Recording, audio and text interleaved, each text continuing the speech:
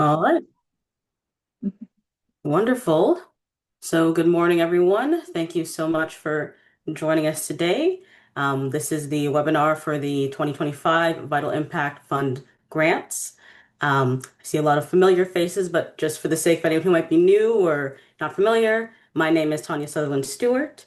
I'm the Grants and Communications Administrator for the County Foundation, joined today by our interim ED, Jillian Armstrong. You'll mostly be hearing from me during the presentation, but then we'll be both doing kind of the Q&A session. So we'll go through that. I just want to jump over to our kind of first slide, which is an overview of how the presentation is going to go, the structure of this. So, very quick overview, introduction, overview of the program, the updates for this year, kind of a walkthrough of the application, like budget, actually submitting your application, some tips and best practices to keep in mind, and an overview of kind of like the timelines for this, application, notification, like the whole cycle of the grant program. And we'll do a Q&A at the end as well.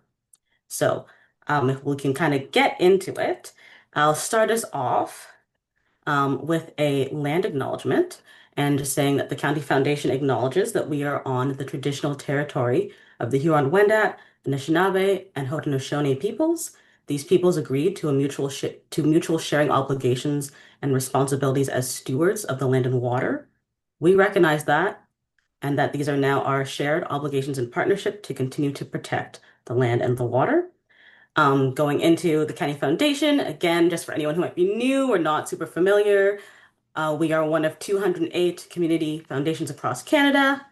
Our work largely involves creating and administrating funds for charitable purposes and distributing that funding in grant programs that will benefit and support the different communities of Prince Edward County. We run several different grant programs. Vital Impact is a newer one that was officially launched in 2024. It's based on and related to one of our other activities, which is collecting vital signs data. And we'll kind of go into a little overview about vital signs data because that is, of course, the foundation of the Vital Impact Fund program. So if we'll just go into the next slide there. Thank you. So, Vital Signs is a national program that collects data on communities across Canada. The idea is that Vital Signs is using this local knowledge to measure the kind of vitality and well-being of communities and support action towards improving the collective quality of life in those communities. It is a program that is kind of spearheaded by the Community Foundations of Canada, so at the national level, and then led by community foundations in their specific regions. And it is Canada's most extensive community-driven data program. As you can see on the slide, there's some kind of there's key areas of interest that this information can be broken down into kind of different categories. And we have community, economy, education, environment, food security, health, housing, safety, and transportation. So those are just kind of the larger general groupings. On our next slide, I will go a bit more into our, yes, Prince Edward County specifically. So Prince Edward County's version of Vital Signs is led by the County Foundation, ooh, that's us, in coordination with the Community Foundations of Canada. This offers a consolidated snapshot of key community trends and issues across the county. This is here just a kind of screenshot of our Vital Signs website's home screen. We've got our regular kind of the County Foundation website, and then there's a website for Vital Signs. And as you can see, we're broken down into the different categories, these key areas of interest. You can click on them and get more specific information about trends, data, statistics, etc., that pertain to these categories. We also have a newer, more recently developed tool, which I'm going to give you a little kind of sneak peek of on the next slide, called the Community Wellbeing Dashboard. Thank you, Jillian. So the Community Wellbeing Dashboard is a collaborative project that brings together local organizations to share real-time data about some of these key measures of community health and well-being in Prince Edward County. Um, this here is just again kind of the the overview of the dashboard if you go into it. And you can see that it's combining census data, key indicators and things like education, employment, income, housing to create this overall well-being score for each community, among other things. It's very detailed about like how this data is being pulled from, how it's being broken down and compiled. So I really recommend checking that out if you have the chance. And so Vital Signs, this overarching kind of national project, is what is, like I said, the foundation or basis that the Vital Impact Fund is built on. So now we will jump into an overview of the Vital Impact Fund itself. All right, so we're going to be covering, again, purpose, Vital Impact Fund, some eligibility information criteria, and then evaluation criteria of how applications will kind of be assessed. So next slide, please. Thank you. So purpose of the Vital Impact Fund. Like I said, this was established in 2024, and it is the County Foundation Signature Fund, bringing together the work of our vital signs data and grants to better serve the needs of the Prince Edward County community. And what I mean too when I say signature fund, some of what the County Foundation does, of course, is these grant programs at times. For instance, the Municipal Community Grant Program, for instance, is the County Foundation is administering that fund, but the funding itself is coming from the municipality of Prince Edward County. In contrast, this is the County Foundation's funds to then administer in our own grant program, just to give an idea of like how those two things are different. There's some stated goals for the Vital Impact Fund, which is using vital signs data to inform decision making, identify gaps in the community, and like provide direct support and resources that will have the greatest impact. Support organizations and programs that have a strong plan, vision, and ability to have this beneficial impact in a way that kind of moves the needle on these key areas of interest in the county. Supporting innovative and creative ideas that will serve as a catalyst for positive impact in Prince Edward County as well.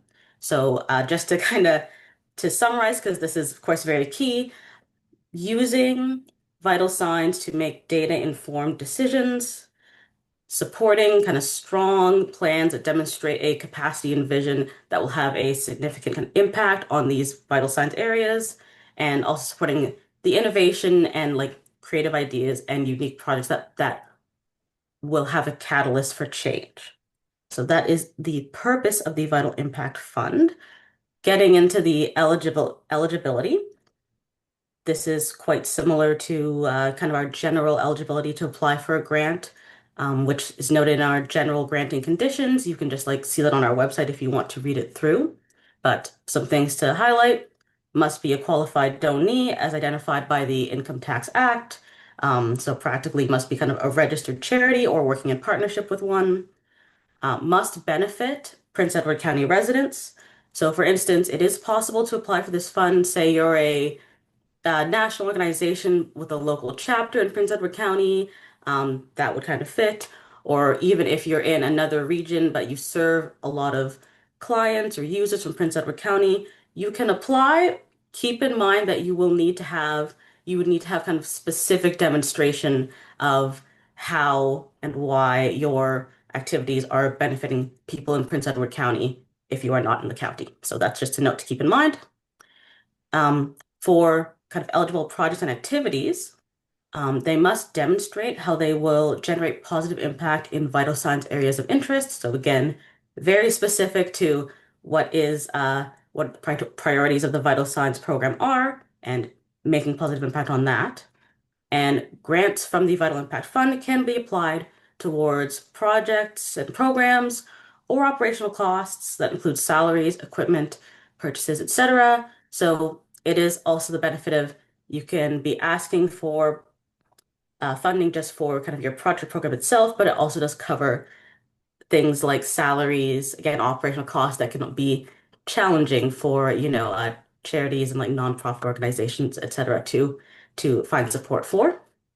Yeah, Um, Tanya, do you mind if I jump in for just one yes. second? I Mhm. just was going to point out, in regards to the vital signs areas of interest, one thing to keep in mind is it's not just about sort of like what are the areas that vital signs looks at, but the specific data points that is referenced under vital signs. And so what I mean by that is, one of the points around vital signs is community.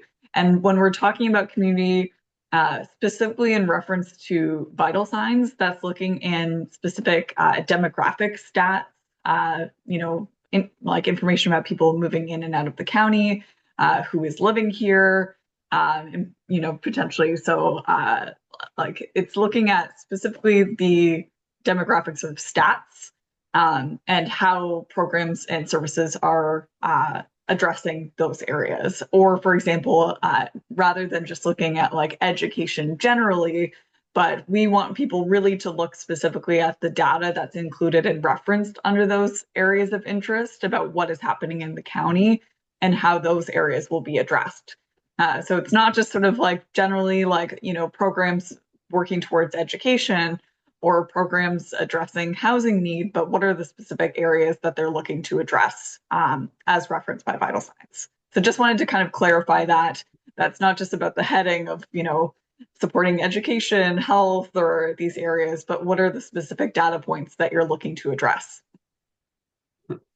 Great. Yes, thank you, Jillian. And we'll touch a little on that when we get to evaluation criteria too as well. But yes, it's very demonstrating that you are engaging with, understanding vital signs, the information is presenting about the community, and like responding from that data accordingly. So to get into some ineligible, oh my goodness, ineligible projects and activities to kind of cover as well too. The most kind of important thing to note, we'll check on this later as well, that projects and programs or kind of services that are already supported by the County Foundation's other grant programs. So say you're receiving a community grant or a Huff grant for a particular project, cannot then apply to receive more funding through the Vital Impact Fund. Um, Again, like you can apply as an organization if you're already getting a grant, but like you can't take the exact same kind of activity and say, hey, can we get more funds from Vital Impact Fund as well to receive support? Um, it is possible that, say that your project or program you're wanting to maybe explore a big innovation in this activity that you were doing or kind of a significant change, pivot, there might be some potential that that might be eligible then to reapply. But talk to us first because we would want to ensure that it's kind of distinct enough from what was previously happening to fit under the Vital Impact Fund. So that's kind of the biggest thing to keep in note for eligibility in this program. Then we have kind of our more standard eligibility, ineligible activities like fundraising activities are not eligible.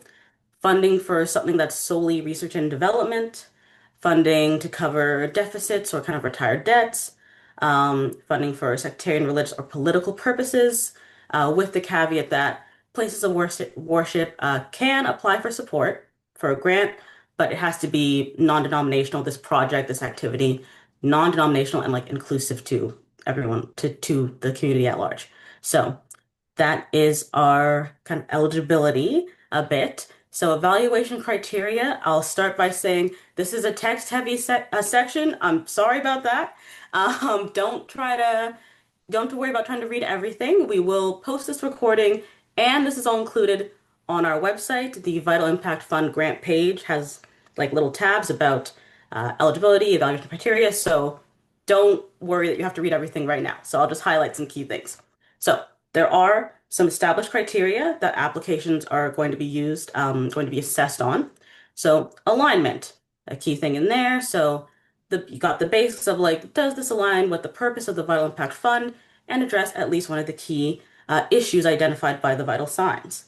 Um, will supporting this application direct resources where they can have the greatest impact? So again, that's the key of like, sure, this hits a vital sign area of interest, but is it having a great significant impact? Is it addressing some kind of gap or need that is demonstrated in the vital sign state as well? Will this improve life in Prince Edward County? Organizational capacity. Has this applicant organization demonstrated that they can carry out the plan as outlined? Is there a proven track record of having achieved objectives or kind of goals. Um, Innovation. This is another big criteria for Vital Impact Fund. Is this an innovative application that will positively impact key vital sign issues? Is this a unique opportunity, or a creative situation that addresses a need of the community that is urgent? Can we go to the next slide, please, Jillian? Thank you. Financials. This is fairly straightforward. Is the budget and the funding request reasonable? Have they shown that there's perhaps any additional funding or support that will assist their objective? Would the applicant benefit from this grant in particular, because there is perhaps less funding available for this type of request? So that also answers to the idea of innovation, because it could be the case that, say, this is a very, it's a unique, creative idea. There might be something that is difficult to find funding sources for versus programs that might be kind of applicable to maybe several grant programs or funding opportunities as well. So that speaks to the priority of why they should be receiving vital impact funding specifically. And community need. Does the application target a particularly high needs area identified by vital signs data? Does this application aim to address a chronic or systemic challenge in our community? Is there more urgency needed to act?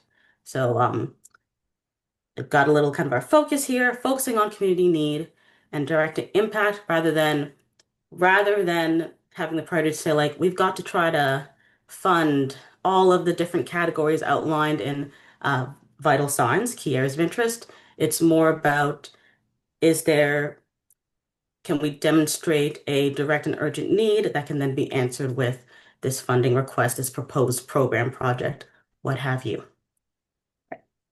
So next we'll go into, oh, not next, I forgot that it goes on. Yes, it's a lot of words. Sorry about that, everyone. So for the next bit of the criteria, merit to other applications. All applications are reviewed and assessed on their own merits and are also evaluated within the context of the other applications that are received. And this is just listing some questions that would be guiding adjudicators when they're trying to uh, go through their decision making about what to support. So based on vital signs data, have we identified the application that will have the greatest impact and will address highest priority needs of the community? Are these applications showing a strong collaborative and coordinated approach to addressing an issue? Because another factor as well is, being able to kind of capitalize on and increase impact through maybe being able to partner with other organizations that are doing similar work or that can support your work. Um, is this a unique project or innovative approach to tackling the county's needs? Have we been able to strengthen local organizations that align with the key areas of vital signs and have a positive impact on our community? And does the project or organizations have access to other funding sources?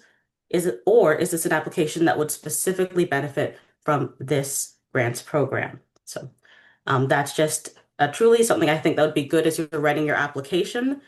Revisit this kind of section, these questions, and you can kind of like ask yourself how your application is answering these criteria that are being outlined. So I think the next slide is actually, yes, the program updates.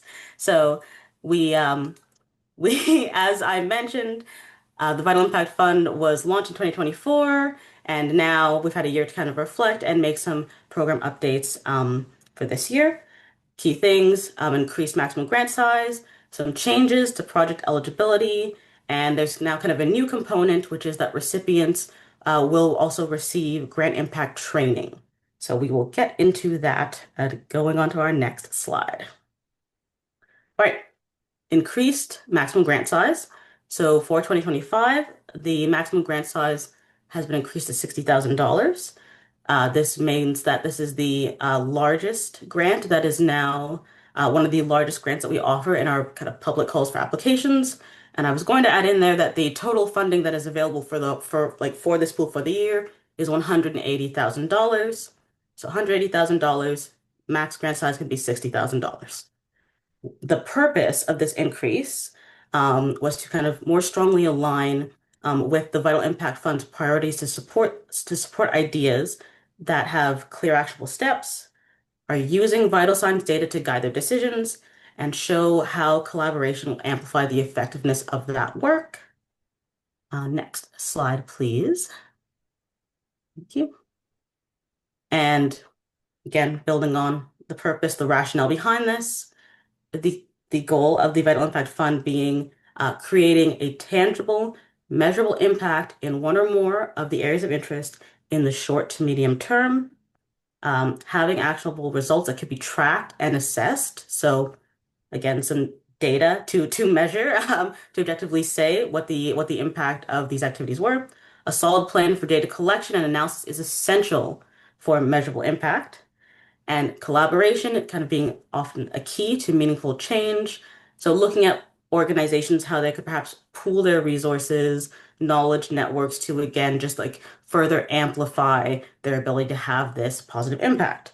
So uh, with all those kind of like very big asks, increasing the max amount of funding that applicants can receive enables them to have a better shot at actually achieving all of these things. The takeaway, though, to keep in mind is that increasing this grant size may mean that fewer applicants receive funding. So, say it could be that maybe only, say, four applications receive support to be funded, but they're getting kind of significant grants. Um, it is because the County Foundation is looking at the Vital Impact Fund grants as opportunities to provide large levels of support to maximize ability to kind of move the needle on urgent community needs that are being, again, reflected in vital signs data. So that is the. Jillian, did you have something you Sorry, wanted to Tanya. add on? I was just gonna jump in once again, and just also in regards to the maximum grant size, uh, particularly the issues that we're looking at in terms of really urgent, pressing needs in the community.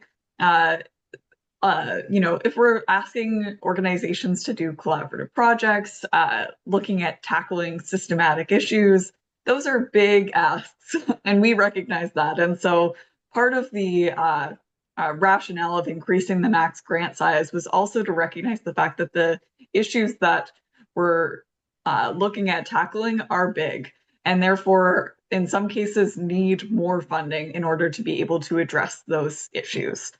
So I just wanted to jump in and add that as another comment on why make the decision to increase the maximum grant size. Mhm.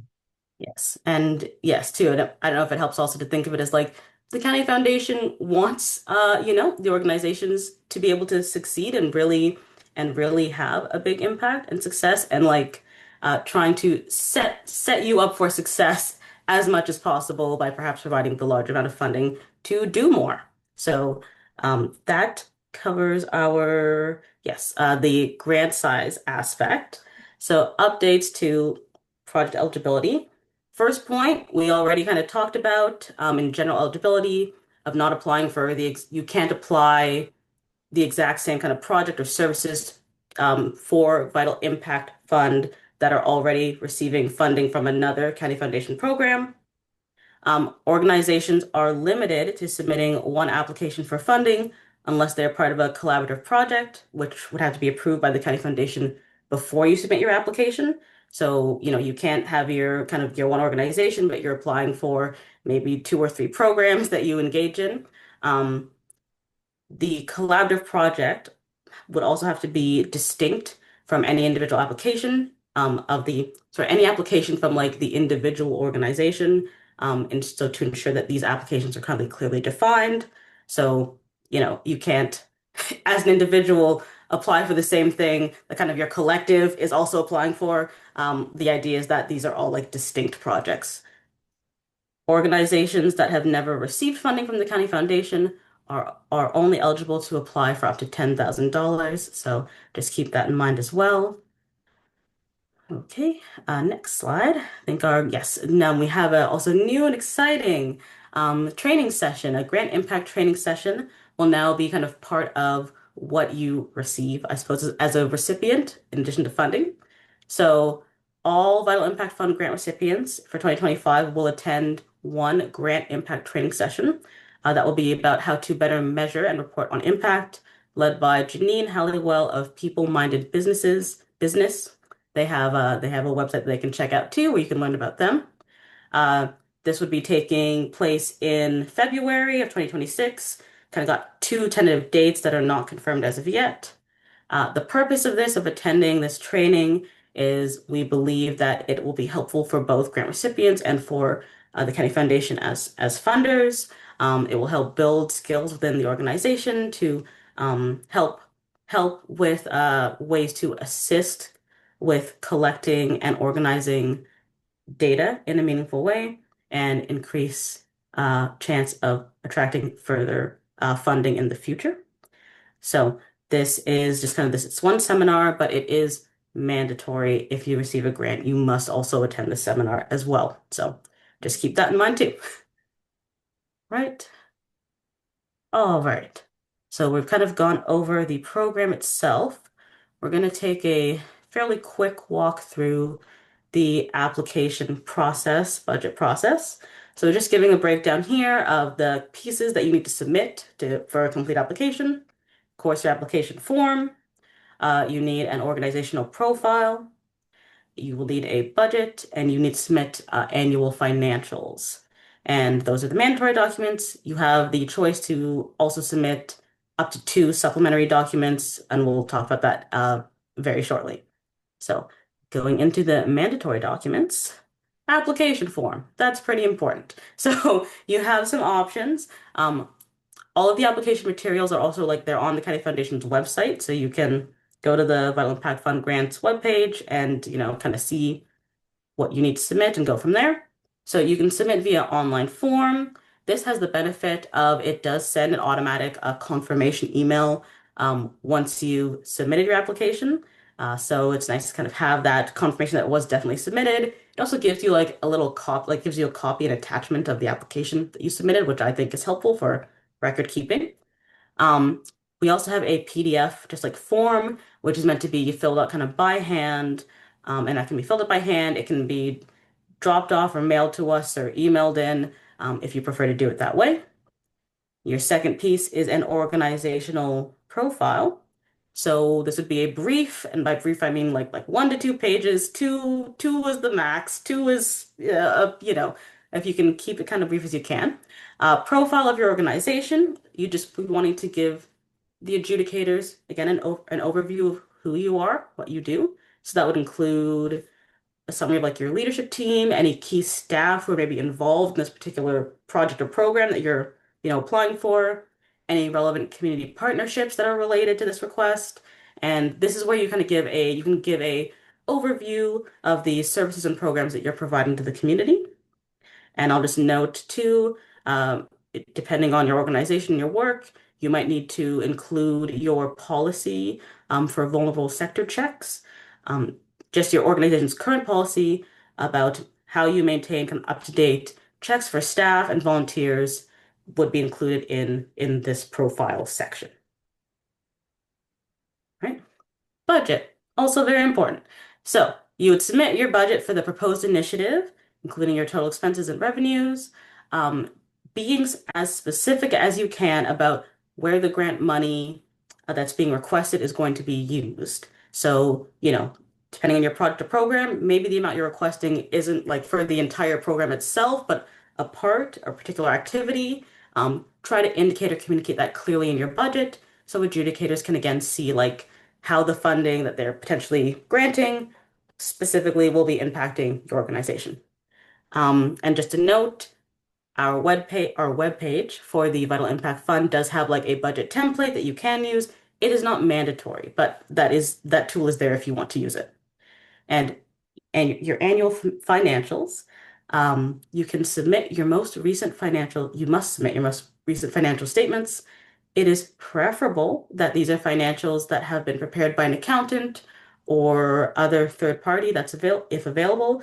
It is not mandatory, but again, like if you have those documents, it would be ideal to submit or include them. And the reason why we ask for these is to give an overall picture of the financial status of your organization, including your income and expenses, to just help give, again, context for your particular funding request. Next, thank you.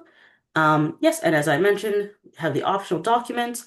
You can submit up to two supplementary documents. And this is just anything that you feel would help, again, the adjudicators understand your organization, your requests, etc., that you think would be relevant for them to know that wasn't covered in kind of the other mandatory documents. So this could be maybe images from your programs, your annual impact report, testimonials, just anything that maybe you feel would be relevant and you want to highlight about your application program that's not covered elsewhere. If you don't have anything like that that you feel would really kind of strongly demonstrate or highlight your project, there's no need to add in supplementary documents just to kind of add something in. So, all One right. other thing I might also mention is letters of support. This would be a great section to include items like that, particularly if you're an organization, that's Belver, Quinty focused, you focus on other areas in the community, being able to show that you have partnerships locally with organizations in Prince Edward County can help to strengthen your application. And also for organizations that are from the county, you just being able to show that you have other support and work with other organizations, and they may or may not be involved in work relevant to the initiative that you're proposing as well. Yes, and one other I was just going to add, don't have to go back or anything. Like, say quotes, for example, like you would want the costs, in your quote to be in your budget, but you might want to, if you're quoting for like goods or services, provide the quote itself. So again, the adjudicators can look at specifically what's being done, what's happening, kind of assess in the overall funding request. So that's another thing. And if you're not sure, again, if like, should I submit this, should I not, you can reach out to us too, and we're happy to give any kind of input or advice on that. So, so now we're at the stage of submitting your application. Woohoo! Almost there. So, submitting your application, like I said, you can find everything you need on the County Foundation's website.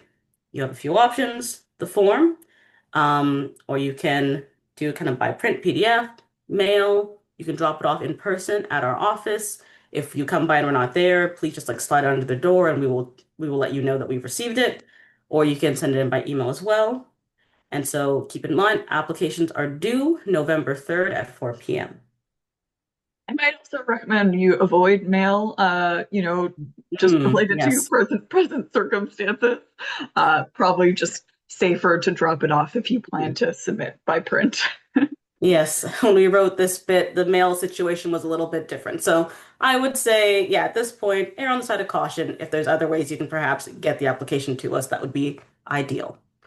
Um, and so that takes us through kind of the process of applying for the grant itself. To give an idea of the larger timelines that are at play, just wanted to go over that September 29th. So what, 2 days ago, 3 days ago, whenever Monday was, applications opened. So you're able to go and down submit. Please note that for past recipients, so that's for everyone who would have received funding in 2024, we recommend submitting your final report in advance of submitting your new application if you're going to reapply, if at all possible. It's not mandatory, but again, if we think back to kind of like the criteria for evaluation and having like this demonstrated track record of your capability to um, achieve your objectives or kind of execute your program, the your final report from last year, previous year, is a valuable kind of data point that can also be used to assess that. So if possible, we'd recommend. November 3rd, then will be the date that applications close. They are due by 4 p.m. Like that time cutoff is very specific. So please, please, please submit early if you can. Um, and then this month of November for this year, applications will be reviewed and assessed by the County Foundation's Grant and Community Impact Committee, and our Vital Signs Committee will have members from both. And that will be taking place kind of mid to late November. In December, applicants will be notified of the grant results and funds will be distributed by the end of this December 2025. So funds will be distributed by the end of December, and by the end of next December 2026, you will be kind of closing your project. So all the vital impact funds must be spent, the project, kind of complete. and all final reports submitted to the County Foundation by December 31st. So that's just an idea of how the timeline will work going over from there. All right, and now I'm just going to do a little bit on some application tips, best practices to keep in mind while you are kind of going through this process of applying. So, first one, I know very kind of standard basic advice, but it bears repeating. Start your application early, and read all instructions as soon as you can. Even if you don't start writing anything, read through all of the instructions as soon as you can, just to be aware of maybe anything you need to kind of get or, um, you know, to make sure that you don't miss any information or detail that, oops, turns out actually my project is inadmissible because, this. It's easier to get that knowledge sooner rather than to be done or almost done and, find out some unpleasant surprise because of that. Another, kind of standard that bears repeating, save your work. In specifics, save your application before you submit it. If you're submitting online, you can type, of course, in like little text boxes, and our website allows you to save a draft. But I really, really, really would recommend either you are kind of maybe writing in a Word document and then pasting that in, or you are writing your answers and then saving them like externally, because there could be unforeseen tech issues. Maybe your draft can't be retrieved. Maybe our website, crashes, just like to avoid any scenario of an unpredictable event causing you to lose your hard work, please save it externally. Make multiple copies. That's the best course of action. And next point is to include as much relevant detail as possible. So I guess I want to modify that a little and say as much relevant and specific detail as possible. When I say specifics, I mean when you can give kind of concrete numbers, information, like how many people will this project be serving? Like this length of time. What are the length of times of, like, say, your project stages?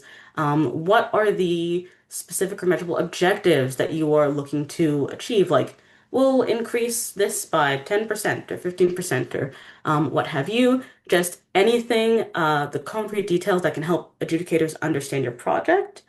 Um, on a kind of similar note too, you can, your application can also include information that, say, addresses how you intend to meet any challenges or perhaps like risks that you see within your project. Like say maybe like we acknowledge that, we have to phase one to be completed, this partner organization has to do these activities. If this is delayed, this will happen in response. Not to say that, you're not saying that you're hoping for anything kind of to go wrong or anything bad to happen, but stating that you have a plan to address any kind of challenges or risks as best as your ability can also be very helpful. When I say relevant information as well, um, it, hmm, it can be sometimes, when you're writing a grant application, you want to kind of share all about your organization, everything that is kind of happening. The adjudicators might not kind of know you or your work, and there might be an urge to kind of put in a lot of that stuff. I would recommend that being like concise and specific and trying to really refine down to information that is somehow directly related to the specific like request, this project and the funding that you need for it, is the best course of action. Um, Going into, say, like a lot of kind of lengthy descriptions or maybe kind of repeating information throughout the application, it creates more material that the adjudicators have to like filter through to understand your request. You really want to like be having the goal of like, how can I make sure that they understand what I need, what I'm asking for as clearly as possible so they can make a decision about whether or not they can, grant that request. So that would be a kind of big tip there. Make use of your resources. Vital signs, like I said, vital signs itself is a resource. It's a resource you must make use of. But there's so much information kind of in that that can lead you to perhaps unexpected uh, knowledge, opportunities, partnerships. Um, we have we have our own resources internally. The County Foundation staff, we are resources as well. Please don't feel shy about reaching out to us to ask questions or maybe clarify something or even run ideas by us. Maybe you're like, I'm not sure if this kind of works, if this fits. We're happy to give feedback and input. We're also happy to say even like read a first draft or maybe a response to a particular question that you're like, does this make sense? Is this unclear? I'm happy to do that. I would say that going back to the idea of starting early, please try to give us enough time to like reasonably like read through your draft and give some feedback. So basically just like not like the day before or 2 days before the application due to say, hey, could you read through my draft and give me some feedback? But otherwise we do our best to help whenever we can. Um, so those are my main points. Jillian, is there anything else you want to throw in for any like tips, best practices before we go into the Q&A? No, I thought that was great. And yeah, just echoing, sometimes, it's better to be concise and speak to your specific request rather than trying to throw everything in the kitchen sink at an application, and particularly with in terms of addressing the vital signs areas.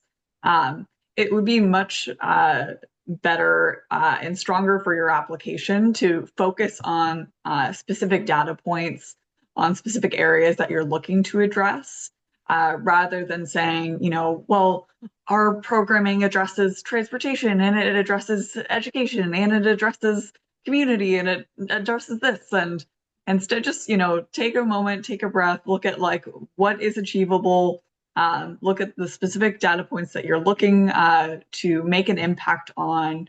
That will be to your benefit and lead to a much stronger application than trying to show that you're doing it all. And I sometimes I find myself writing grant applications, things for their volunteer work, and I like to think about it kind of like your application is taking your reader on a story, on a journey, in a story, if you will. Sorry for the cheesy wording there, but you want to take them on this journey where they kind of see where things are going. They're like, okay, I understand like what is important within this project or this story, and the conclusion of, this is why you should fund us, this amount of money for this project. They're like, okay, I got it. That was a, very clear kind of communication of that need. So that is the kind of the conclusion of the formal presentation part of this webinar. Thank you all so much for listening to me talk for a long time. And we're going to go into Q&A now, some Q&A time. So if anybody has any questions, thoughts, concerns, anxieties, anything, feel free to ask. We could turn it Raquel? into a therapy session. Yes. So we have already applied for the Huff Fund, I believe. And I just want to know, will we hear back before this is due, so that we know if we can apply for this one or not, with enough time to draft an application for this one if we need to? Yeah, that's a great question, Rachel. So in terms of the Huff Family Fund, the timing would be really tight. So you likely will find out in advance of Vital Impact Fund the deadline to apply for that. But I likely wouldn't recommend sort of on those results if you're planning to apply for the same thing. Another option potentially would be that you could apply, and then if you received funding through Huff and you want to apply for the same thing and you don't want to apply for anything else, then we could just remove that from the pool of Vital Impact Fund. So you can go ahead and apply. If you receive the grant funding through Huff and you're planning to use it for the same thing, then we would just remove that on our back end. So it just depends what you're looking for. Because if it's something really specific you're looking for funding for and you don't have other needs that you want to apply to for Vital Impact Fund, then that's probably how we would handle that. But it is going to be tight in terms of the timing. Yeah. Okay, thank you. Any other Any other questions? questions? Anything we've been kind of unclear about, these updates for this new year, 1 year into the fund? Melissa? Uh, I feel like this is assumed, but I'm going to ask anyways. Is there a minimum amount that you can apply for? Mhm. And if it is oversubscribed, are you giving haircuts or it's just it is what it is? It's either the full amount or nothing. Yeah, great question, Melissa. So probably partial funding is a possibility. Um, I would say that our intention with this program is specifically to looking at funding potentially less organizations, but for more significant amounts. So that is sort of the goal. And I'd also say that with that in mind, the scale of the projects too, looking at that. And so if it's a really small scale project and it's only looking for around like 5,000 or, then I might, depending on what it is, recommend that that would probably be a better fit for the community grants program or for the Huff Family Fund rather than this program. But I mean, if there's anything specific you have in mind, or if people have ideas, then we're hoping to hear about those as well, and happy to chat. Yeah, Mhm. Heather. Heather? Hi. Obviously, in our case at County Stage, an application to this program would be a very specific project outside of our regular operations.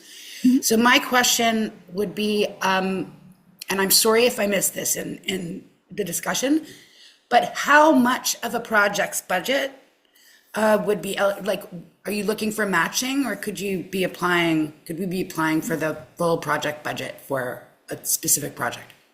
Yep. So in that case, you can apply for an entirely new project. There doesn't need to be matching funds for it. I will say that like the caveat to that is having other funds going towards a project increases perhaps the potential for it to move forward, to strengthen that application and budget to show that there is other revenues being used towards it, hopefully being more successful. So that's sort of the caveat, but there doesn't need to be matching in the same way that Huff Family Fund has specific matching dollar for dollar, but not with this program. And the other thing that I'll mention is that, this program, it can be used towards operational costs, equipment costs, a lot of things that, are not always funded in other grant programs. And so that's also part of, us highlighting like, is this something where you can receive funding through other grant programs, or is this sort of unique to Vital Impact Fund? So does that sort of answer your question? Yes, totally. Thank you. And I wanted to just quickly jump to Melissa's question about like, haircuts, partial funding too. One of the ways that I guess I'd suggest to like, I don't know how to say, like kind of make it a best case scenario. If it's looking at a situation of partial funding, is trying to communicate somewhere in maybe your project or your budget itself, but like, is there like a minimum amount of funding that you need for your activity or product to be feasible, like to actually do the project? Um, and then, communicating maybe like, maybe, in our best case scenario, we'd be doing A, B, and C, but we can still kind of meet our objectives by just doing A and B, which will, cost this much. But I just make that suggestion, in the event of, say, there can be a point where getting partial funding, if you get funding, it can be like, well, this is not actually going to like this partial funding undermines or like doesn't help me in achieving my project because it's so little. So if adjudicators can again know and understand where you are in terms of like what is maybe the best, what is a realistic case, they can maybe find a partial funding amount or point that should hopefully give you meaningful, substantial support, even if they can't, do the full request that you hope to receive. So just a thought to put out there when you're shaping your request as well. Any It other looked like someone questions? else did have a question. Oh, are we imagining things now? Mhm. I guess it just means we explained everything excellently. I'll take it take it as that. One other thing I'll sort of shout out, just as a general sort of knowledge for the group and for people that maybe are unfamiliar with vital signs. I spoke about this morning, but more and more we're getting sort of requests from organizations that are like, Anne, our vital signs coordinator, they'll go, Anne, we're looking for this specific set of data. We're aware that we are not the only funders that a lot of organizations are applying to. So if there's stats and data that you're looking for, it's good for us to be aware of that, or if there's trends or things that you think that we should know. Part of what, I have a hope for the Vital Impact Fund and for all our grant programs is that we're receiving information from organizations on what their needs are, what they're seeing in the community. That data then becomes reflected in vital signs, and then through vital signs, we're able to then see the different opportunities to address those issues and those needs. And so it is like a bit of a cyclical relationship. And so, if there's ever things that you are looking for information on or specific data points, don't be afraid to reach out to us, and we'll be able to do our best to assist, even if that's not immediately or if it needs to be prioritized. But I just thought I would throw that out there, just for anyone who may not be aware that that's something that we're also happy to help with in any way we can. Well, thank you all very much. Thank you, Tanya, fearless leader of the webinar. So I'm going to stop recording. But if there's any other further questions or things that you need from us, please don't be afraid to reach out, and have a great rest of your afternoon.